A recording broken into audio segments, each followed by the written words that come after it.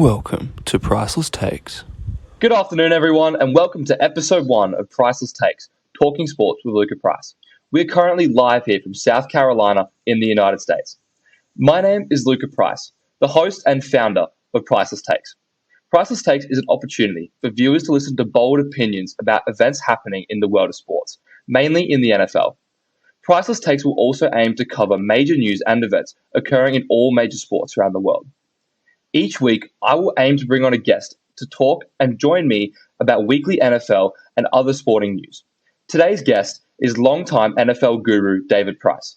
Each week, the two of us will recap the best NFL games of the weekend and give our takes on very big moments in every round. David, welcome to the show. How are you?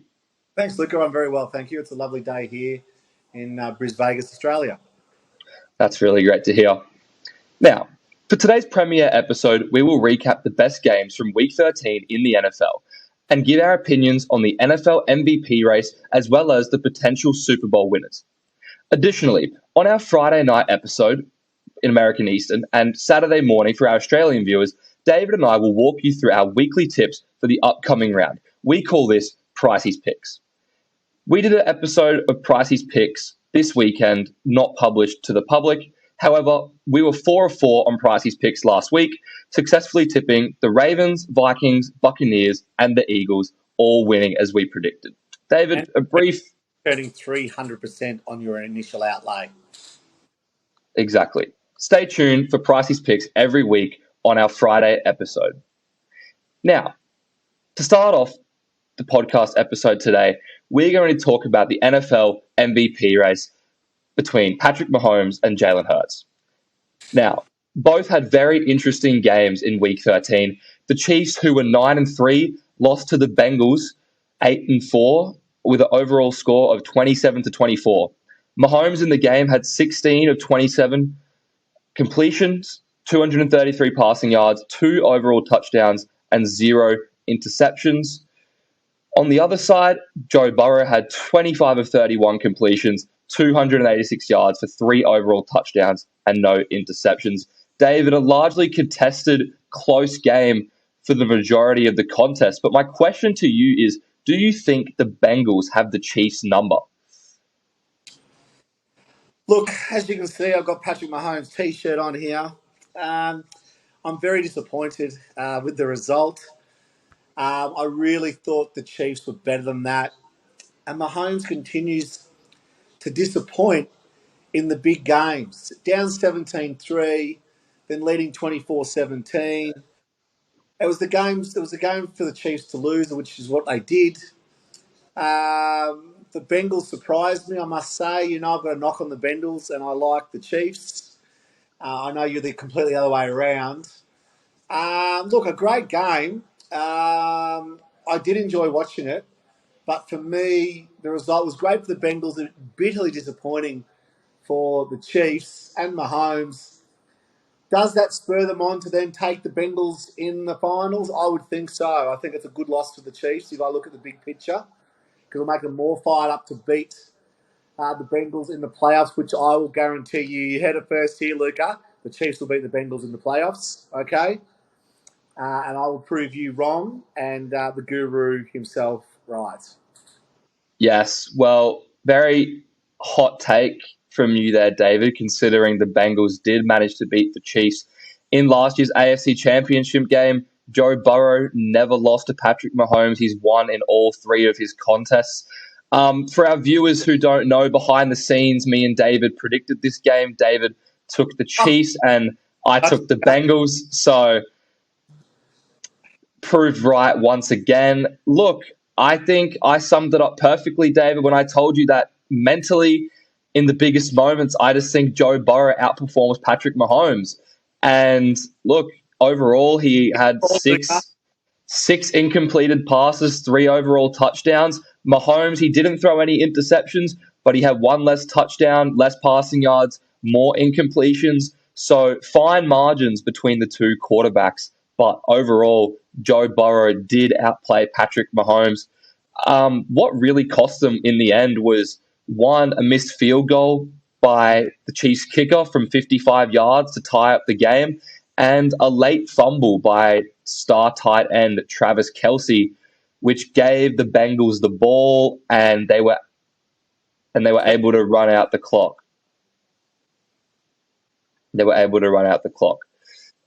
Look, even so, Joe Burrow completed two huge third downs. He had a third and 5. He completed that to Jamar Chase. He had a third and 11, which would have given the Chiefs the ball back to go on a potential game tying or winning drive, and he completed a third and 11. So I think Burrow made the bit. Luca, because you were right and I was wrong, and your opinion of the Bengals is far different to mine. You've really Look, given it here. personally, I saw this coming. Is all I'm going to say, and I think that the Bengals do have the Chiefs number, and Joe Burrow has the edge over Patrick Mahomes. The Bengals defense plays a very good scheme against Mahomes, and they've proven that they can shut him down. The Bengals are a solid defense. They're not world beaters on defense. They have some good players running off the edge, but they continue to come up with the goods against the Chiefs. So I do think the Bengals have the Chiefs number, and the Chiefs should be very scared if they do verse each other in the playoffs. We'll wait and see. We will wait and see. On to the second game now. We are looking at the 11-1 Philadelphia Eagles, who play the 7-5 Tennessee Titans on the weekend. As expected, we both predicted an Eagles win, but I'm not sure if we fully saw the spectacular performance that the Eagles put on. They won 35-10 in an absolute demolition. Jalen Hurts, 29 for 39, 380 passing yards, 4 overall touchdowns, and 0 interceptions. David, my question for you is that after this game, do you think that Philadelphia should now be considered the Super Bowl favorites? Firstly, Luca, I'd like to say on Pricey's picks, I did tip the Eagles and I did call them at the line. I said this would be an easy Eagles victory. I said they were the real deal, and I said Titans were pretenders. So I'm very happy to pat myself on the back to all the punters out there. I hope you cleaned up because we got that game 100% correct. Are the Eagles the real deal? Yes, they are. Hurts is dominating. Very impressed with the whole Eagles game. They've had their mid-season lull, and now they're running into playoffs, and they're fully peaking and pumping. They're very impressive. Look, they can go all the way. I really like them. I like everything about them. Yeah, they're my Bills from the start of the season. They're my two that I think can win the Super Bowl. I've got it down to two. So I tipped the Bills from the season start. I'm not going off the Bills, not whatsoever, my man Josh Allen. But the Eagles can give them a run for their money and win the Super Bowl, no question. I was there when the Eagles won their last one. So they're a big chance. Yeah, look, the Eagles, like I said, dominated again behind the scenes. One of the biggest points that I brought up, which happened in the game, is the domination of the Philadelphia passing attack. Jalen Hurts only had 12 rushing yards in this game. Last week, he had over 150. Really shows how they can change their game around, which makes them a complete team. Like they've got plan A, plan B, plan C. Like they're really firing. Yeah. Yeah. After only 12 rushing yards this week, 380 passing yards, it was a complete performance from Hurts, showing that he can be as effective with his arm as he is with his legs. The other big storyline for this game, A.J. Brown, 8 catches for 119 yards and 2 touchdowns. The former Titans wide receiver who was traded to Philadelphia in the offseason. I'm sure he would have loved having an absolute field day on his old team. Your ego's big enough, but I do remember you saying in our pre-game that you thought he'd have a massive game and wanted to prove a point to the Titans, and you did get that 100% right. It was an absolute demolition, but as I said, I'm not surprised. The Titans are pretenders and the Eagles are the real deal. Yeah, I think the bigger question in the bigger picture I have for you, David, is with Mahomes losing in a close game, dropping to 9-3, Jalen Hurts having an absolutely dominating performance and going to 11-1. Do you think that Hurts it should be the clear front runner for league MVP? Before you answer, right now I have the American odds, Mahomes is still favored at plus 115, while Hurts is just behind at 160. But do you think that Hurts should be the front runner moving forward? It's a very difficult question, and reason being is that Mahomes is a clear favourite with the American public, and he's a clear favourite with anybody having an opinion on the MVP. So Hertz has got his back against the wall when it comes to favouritism. That's the only way you can get beat, in my opinion. The stats are very similar in different areas, but look, I think Jalen Hurts deserves to get it. I think Mahomes has lost games that he should have won. So, in my opinion, the market is wrong, and Hurts should be favourite. What do you think? Yeah, look, we disagreed about this previously. You had Jalen Hurts winning the MVP. I had Mahomes. I think if Jalen Hurts continues to dominate in the passing game and the Eagles lose, either if the Eagles win out the rest of their schedule or they only lose one game, I think that Hurts should be the MVP. I agree with your point that Mahomes has lost games that he's had chances to win. He lost to Indiana in week 2. He had against the Bills and the Bengals. Obviously, the latter two are really good teams, but he has had chances to win. Look, the only thing is going to give Patrick Mahomes the edge is his insane passing stats, which is what's gonna put him over the line. Like the voters like the flashy passing stats compared to Jalen Hurts doing the majority of work with his legs. But I think if we see Jalen Hurts in the next couple of weeks consistently having 300 plus yards passing in wins, I think he is in pole position to win the MVP. It's just Mahomes is the favoured boy. You know, he's the guy they all love, and Hurts has flown under the radar this season. He's getting some attention now, but the first half of their season, all the focus has been on Mahomes and Josh Allen. You know, Tua's flown under the radar, had a shit house game on the weekend. Um, but you know, look, I think Hurts deserves to win it. So we're going to have to wait few more games to see what happens. But I'm with you. If Hurts can, I don't think the Mahomes will get beat from now on in. I think that's the loss they needed to have. Very, very tight. Very tight. Hurts represents good value. Yeah, look, yeah, like you brought up, the schedule for both teams isn't the toughest. The Eagles have Dallas on Christmas Eve. I'd say that's going to be their toughest game. The Chiefs, sorry, have a spur of division games, and they played the Broncos twice and the Raiders once, along with some other teams. So I don't think the Chiefs are going to lose out. Win. I think the Chiefs are going to win out. Yeah. Now, on to Philadelphia's cross division rivals. We have the 9-3 Dallas Cowboys, who played the Indianapolis Colts, who are sitting at 4-8-1. This game was actually pretty close until the fourth quarter. I think the end score of a 54-19 smashing doesn't truly reflect the game.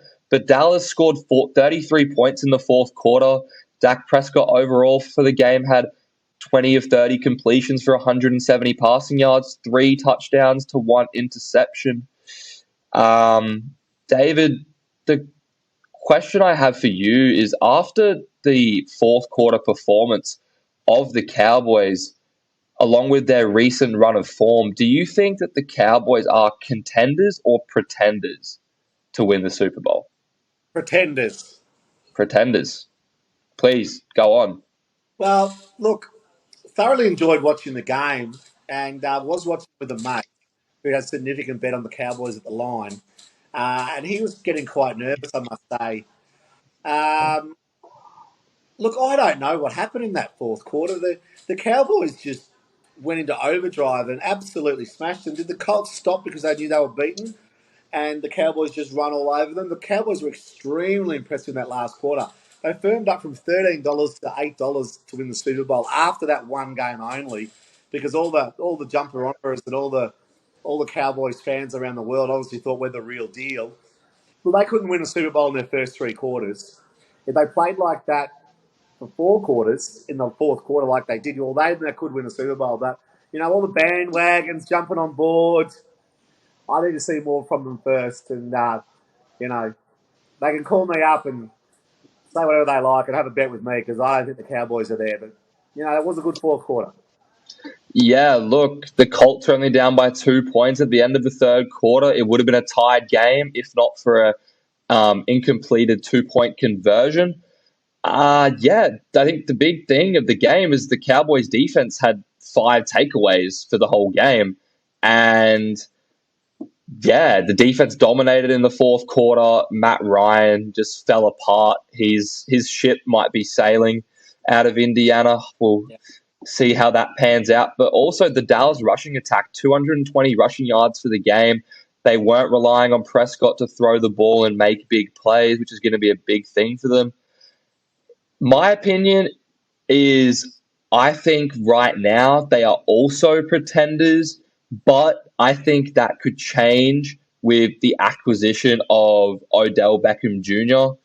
The recent reports now have been that Odell was asked about his chances signing with the Cowboys, and he said that himself that it is likely possible to happen, which I think is pretty big. He was seen at the Dallas Mavericks game with some of the Dallas Cowboys star players watching the game together. He's meeting with the Cowboys tomorrow, and I think we'll expect to see a decision in the next couple of days. But I think if they can get Odell Beckham Jr., I think they can become legit contenders. I think Odell can have a similar impact on the Cowboys like he did to the LA Rams last year in their Super Bowl run.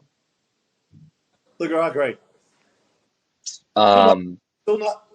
I like Prescott. He's good. He's solid. yeah. I don't know if he's a Super Bowl man to win. Yeah, Maybe see them winning. Yeah, look, like you said, A lot of people around the world would be hating on me for saying that because a lot of people all of a sudden getting very excited about Dallas. Oh.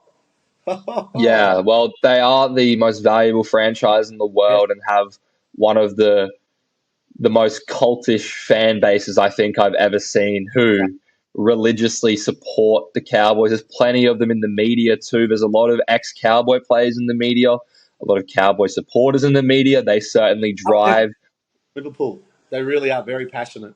They drive those narratives about the Cowboys having a Super Bowl run. Look, I think it's gonna honestly, while Odell is gonna have an impact on offense, I think the defense is gonna be the make or break for the Cowboys. Micah Parsons, their star player, didn't really have much of an impact on this game, and the Cowboys still dominated. So they will certainly be an interesting team to watch in a NFC conference that is looking surprisingly weak over the weekend. It really seems that Philadelphia is a fair bit above the rest in the NFC right now, but we'll see how it pans out over the course of the next few weeks. Agreed. Eagles are dominant. Moving on to one of the biggest storylines of the week, we have the San Francisco 49ers who beat the Miami Dolphins in their Sunday clash. They won 33-17. San Francisco improved to 8-4, while Miami dropped to 8-4 and give up the division lead to the Bills. Tua Tagovailoa was shut down by the 49ers pass rush. He was 18 of 33 for the game, 295 yards, 2 touchdowns, 2 interceptions, 1 fumble loss that was scored for a touchdown. 49ers quarterback Jimmy Garoppolo went injured in the first quarter. He's out for the season with a broken ankle. This brought in rookie quarterback Brock Purdy. He threw 25 for 37 for 210 yards, 2 touchdowns, and 1 interception. David, this is a 2-part question, but my first question for you is, what happened to the Dolphins in this game? I know you had them predicted to win. Thanks, Luca. I really want to talk about Jimmy, poor Jimmy, the season for Jimmy. What happened to the Dolphins? Well, let me tell you about the Dolphins. Please. The Dolphins were shown up here horribly. The bookies got it right. The bookies are never wrong. The bookies have had the Dolphins at $17 to win the Super Bowl. I thought that, but obviously I got that wrong. Very rare for the Guru. Um, it shows you they've been flying under the radar all year, and teams haven't been taking them seriously. And when finally they get totally flogged, they were terrible. And they couldn't win anything based off that performance. Like, that is one of the most insipid, disgraceful performances I've seen all year for a big game. When they thought Jimmy was out, maybe they thought, well, we've got this one now. But honestly, Dolphins, you should hang your head in shame when the league, for your division was up for grabs and you just lay down like dead Dolphins. That's how you play. Absolutely disgraceful. Dolphins, they can stick it for me. The season's over. I'm off them. Wow. Wow. A lot of emotion shown there from you, David. I think you are quite disappointed from this loss. I think it's also disappointing considering this was another game that you got wrong in our primetime picks, and another game that, funnily enough, I got right. Look, for all the viewers out there, I completely saw this coming. I just knew Nick Bosa was going to have an absolute field day rushing it to a Tagovailoa. He completely rattled him, sacked him, led to the fumble, which ultimately iced the game. He was terrorizing him all day. He was struggling to find passes. The secondary of the 49ers performed exceptionally. They did give up a touchdown on the very first play of the game, which ultimately didn't matter, but it was certainly a great way to start the game, and it was really exciting to watch. Look, yeah, I think Tua, it really showed that when he doesn't have time to throw the ball and he has pass rushers at an elite level that are coming at him, that he will struggle. Also, the fact that this game's on the road, now that the Dolphins have dropped the division lead to the Bills, I doubt they will get it back unless they manage to beat the Bills again when they play later in the season, which I highly doubt. They're gonna be a wild card team. They're gonna have to go on the road and win playoff games. I think this loss is devastating for the Dolphins. But luckily, I did see this coming, so I will take that as a win for me in the book. Unfortunately, the NFL Guru has come up short again in a primetime pick, which is unfortunate, but luckily in Pricey's picks, he is performing. So that's one win for David over there. The other big storyline, like I said, 49ers quarterback Jimmy Garoppolo out for the season with a broken ankle. Rookie quarterback, nicknamed Mr. Irrelevant, Brock Purdy. He was the 262nd overall pick. Never heard of him. In the 2022 draft out of Iowa State, the very last pick of the draft. David, the second question I have for you is, are the 49ers Super Bowl dreams officially over? Unfortunately, I'm a huge Jimmy fan. Tom Brady's understudy for many years. Gets his chance. Was just rolled. Looking for a Super Bowl victory. Couldn't get picked up last year because of surgery. Got his chance. Someone called Luca Price got me on the 49ers bandwagon, and I thought, yeah, this could be the fairy tale. He seems like a lovely fellow, playing beautifully, broken foot, like just so unlucky. $7 out to $11 to win the Super Bowl after that game. Look, they should be $111. There's no way Niner rookie quarterback can win the Super Bowl. Certainly not a third stringer. This is no Rocky Balboa fairy tale in Rocky, which I watched Rocky 4 last night and Rocky 3 the night before with your brother. He got a bit excited, but I certainly didn't, because there's no fairy tale coming here for the 49ers. Their season is over. They can fly under the radar now with Purdy, and some teams won't take them seriously. So they'll get a few more wins, that's for sure, but they can't go anywhere in the playoffs. Yeah, this was really tough, a really tough pill to swallow for me, David, as you know, and I think I've been on the 49ers Super Bowl bandwagon since about week 5. Yeah, this is a really tough one to take. They were really gearing up. I believe they would have also won the game with Jimmy Garoppolo at quarterback, and they would have still dominated, and they would have really been a big threat come the playoffs. Yeah, there's a couple of layers to this, I will add. Carolina Panthers quarterback Baker Mayfield was released yesterday. He was a free agent. There was a lot of speculation that the 49ers would pick him up off waivers. And I thought that this would be a very interesting possibility for the 49ers. If there's anyone who is going to be able to get talent out of Baker Mayfield, it's going to be Kyle Shanahan and the San Francisco offense. They have weapons, they have a defense. I was hoping that would happen, but it was broken.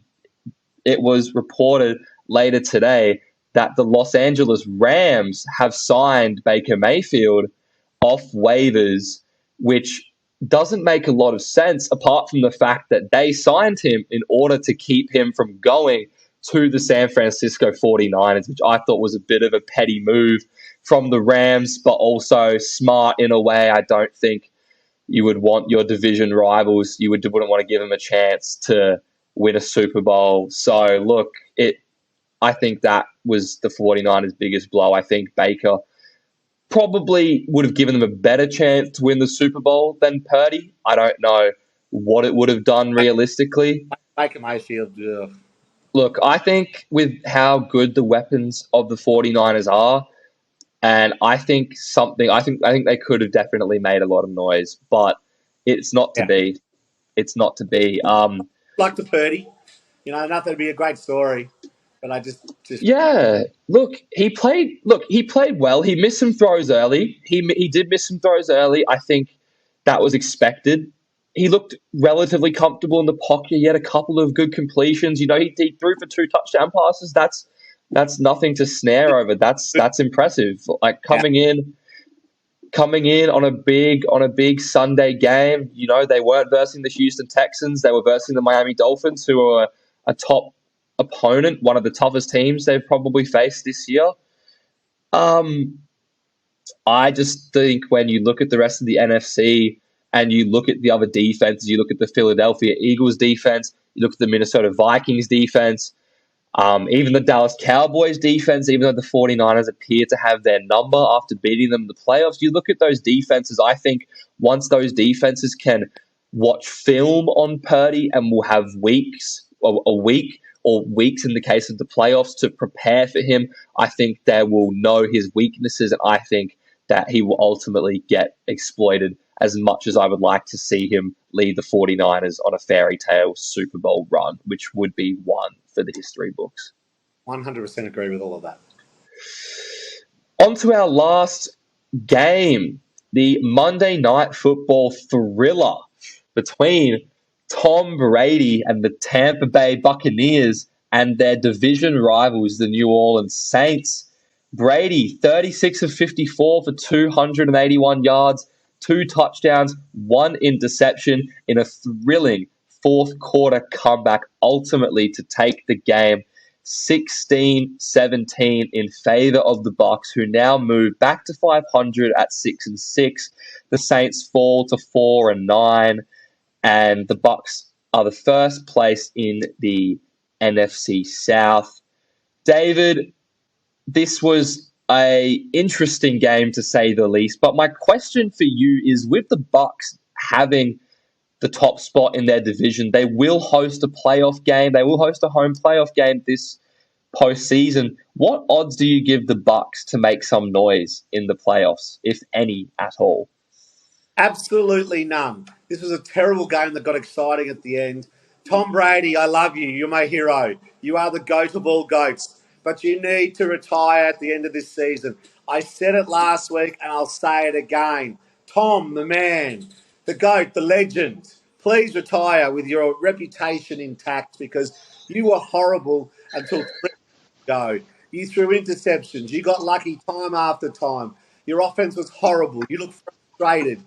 You need to go and spend some time with the kids and find a hot new girlfriend to run around with and commentating. Because honestly, Tom, you were just terrible. How we got our 4 from 4 in Pricey's picks is beyond me because, you know, that was a miracle game. Even though we would have won with the 3 out of 4 on the parlay. Look, they cannot make any noise in the playoffs whatsoever. You know, they'll go out. Tom can retire with his head held high.